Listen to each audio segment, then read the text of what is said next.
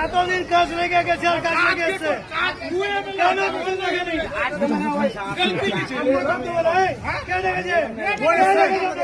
এখন যে ওখান থেকে কথা বলতে বলতে আমি যে এলাম আমি কোথায় ছিলাম না ছিলাম আমি তো বাইরে থাকি তো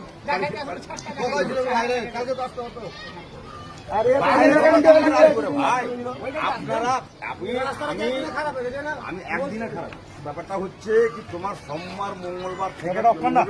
এবার যেটা হচ্ছে জানো না গো